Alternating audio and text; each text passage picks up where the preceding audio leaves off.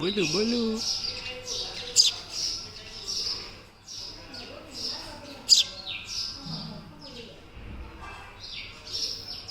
હવે ઉઠશે.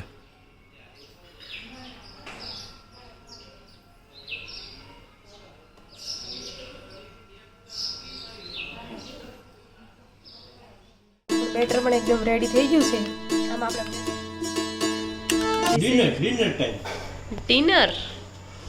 ડિનર થોડું કઈ આવું હોય.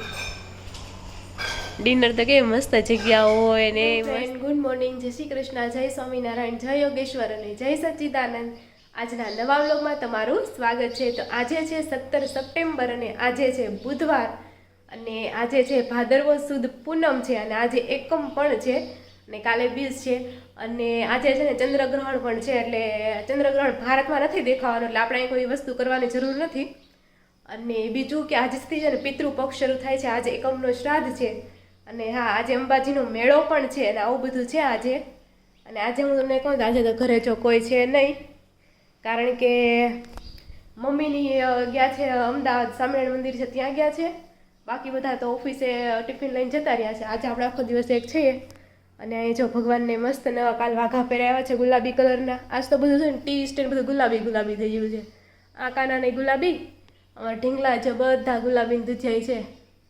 અને જો આવી રીતના છે આ ભગવાનને પહેરાવી વાઘા તો પહેરાવી દીધા છે, પણ એમ ટોપી બદલાવાનું રહી ગઈ લાગે છે કે ટોપી છે વેસ્ટર્ન ને કપડાં છે કલ્ચરલ અને આવું બધું છે. આ અમારા કાનાજી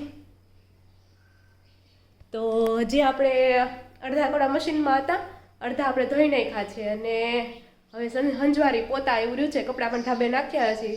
સારો એવો તડકો છે એટલે હું સુકાઈ જાય, બહુ વાંધો નહીં આવે. અને વરસાદ હવે આવે એવું લાગતું નથી, કારણ કે ગરમી એટલી છે. વાદળા થયા છે પણ આવશે નહીં એવું લાગે છે. તો જો આવું બધું છે. ચાલો 8:45 થઈ ગયા છે. તો જો 1:15 વાગી ગયા છે ને આપણે બનાવવાના છે ઉપમા. એના માટે આપણે બધું કટિંગ કરી રાખ્યું છે. અહીંયા આપણે છે કેપ્સિકમ છે, આદુ મરચી છે, ટમેટા છે, ધાણા છે અને કાંદા લીધા છે. અને અહીંયા આપણે થોડુંક લસણ પણ લીધું છે. અને આ આપણું છે બેટર. આમાં છે ને થોડીક આપણે છાશ નાખી હતી અને એને 15-20 મિનિટ સુધી ઢાંકી દીધું હતું.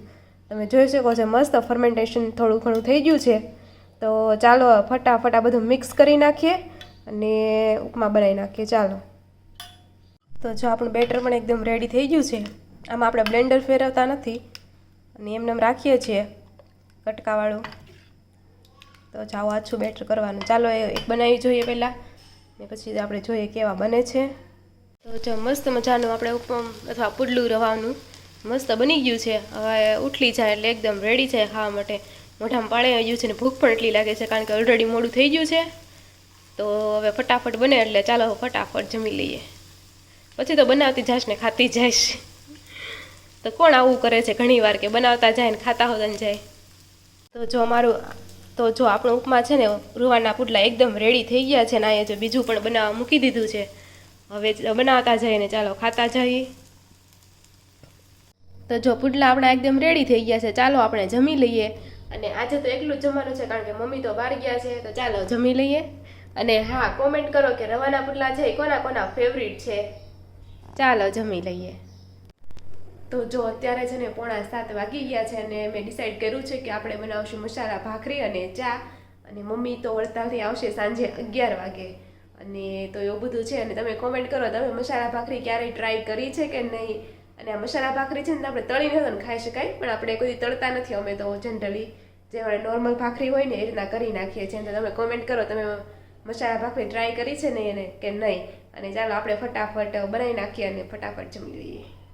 અને મને રસોઈ બનાવતા યાદ આવ્યું કે આજે છે ને 18 સપ્ટેમ્બર છે. 17 સપ્ટેમ્બર તો કાલે હતી, તો મારે બોલવામાં મિસ્ટેક થઈ છે, તેના માટે સોરી. અને આપણે જો ચા પણ મૂકી દીધો છે, પણ ગેસ નથી ચાલુ કર્યો. રોનકની ગાડીનો અવાજ આવશે ને ત્યારે આપણે આને ગેસ સ્ટાર્ટ કરી દેવું. ત્યાં આપણે બધું નાખીને મૂકી દીધું છે. અને આમાં આપણે છે ને મીઠું, તેલ, હળદર અને ચટણી નાખી દીધી છે, ધાણા જીરું. ને હવે આપણે મેથી થોડીક અને થોડાક ધાણા કટિંગ કરી ને તલ કરીને નાખી દઈએ. અને પછી આપણે છે ને ભાખરીનો લોટ બાંધી લઈશું. તો જો સાંજનું વાળું કરવા માટે બેસી ગયા છે. એવી વાળામાં છે This is not vada, this is vado. Dinner time. Dinner થોડું કંઈ આવું હોય. ડિનર તો કેવી મસ્ત જગ્યા હોય ને મસ્ત મસ્ત ડીશ હોય ને બેકગ્રાઉન્ડ મ્યુઝિક ધીમું ધીમું હાલતું હોય એને ડિનર કહીએ પેલા તો કે તમે ખાધા જેવા સવા ડિનર સવા હા આગળ ખાલી આટલે આ મૂક્યું તો એમ કીધું ભૂખ નથી લાગી ને એવું બધું ને એમાં તમને કેમ એ dinner બપોર મેં વધારે ખાઈ લીધું ને એટલે ભૂખ નથી લાગી બપોરે બહુ સારું કર્યું એટલે જ ને બહુ પછી વધારે પડતું રહ્યા કારણ નો ખાઈ લેવાય અને તો જો ચાલો આપણે વાળું કરી લેવી તમે કોમેન્ટ કરજો આજે તમે વાળામાં આજ એનો છે ને હમણાં 2-3 દિવસ ફરી ગયો આજ વધારે ફરી ગયું લાગે છે તો તમે કોમેન્ટ કરજો આજે તમે વાળુમાં શું જમ્યા છો અમારું તો જો આ મસાલા ભાખરીનું મેનુ છે થઈ ગયા છે ચાલો આપણે થોડી કોમેન્ટ લઈ લઈએ તો કેમ છે તબિયત હાસુ બોલ તો સારી છે પણ શરદી થઈ ગઈ છે કે નહીં તે આંખમાં નકરું પાણી પડ્યા રાખે છે પ્લસ કે આંખો એટલી અત્યારે એટલી નીંદર આવશે ને તમે આંખ બંધ થઈ જાય ઓટોમેટિક જે વિશેષ માહિતીની કોમેન્ટ આવી છે જય બહુ સ્વામિનારાયણ જ્યાદા સમય દેખાણક નહીં હા વિશેષ માહિતી ઘણા હમણાં ઓલા વીએમ રાયલ સામે નથી દેખાતા ઘણા ટાઈમથી એની કોમેન્ટ નથી આવતી હમણાં કંટાળીને જ જાય ને કે વિશેષ માહિતી કહે છે જય સ્વામિનારાયણ બધાને રાધિકાબેન ઘનશ્યામ મહારાજની મૂર્તિ સરસ છે એમના વાઘા તૈયાર મળે છે કે બનાવવા પડે એના વિશે કહેજો તો એના વાઘા તૈયાર પણ મળે અને બનાવ્યા હોતા છે અને તૈયાર વાઘા છે ને ઘણા મોંઘા આવે એટલે તમે કદાચ સીવડાવો ને તો તમને ઘણું બેનિફિટ થાય તમે એક સીવડાવો ને એક વાઘો તમે તૈયાર લ્યો ને ત્યાં 2 વાઘા તમારે સીવડાઈ જાય એ રીતના થાય અને સીવડાવવા તમારે જેવા સીવડા હોય ને મસ્ત મસ્ત બનાવી દે પણ એમાં મટીરિયલ પછી આપણે દેવાનું ને મટીરિયલ કાપડ આપણે દેવાનું હા તો એમ કાપડ પણ કાપડની બહુ કિંમત ન હોય આપણે શનિવારે રવિવારે બુધવારે જા કાપડના ઢગલા પડ્યા હોય એમાંથી સારું લાગે લઈ લેવાનું કાપડની બહુ કિંમત નથી સિલાઈ વધારે હોય એમ છે પછી સિલાઈ તો મોંઘી છે પણ એના પછી મટીરિયલ ને હાવ કઈ કાપડથી થોડું થાય એનું લેસ હોય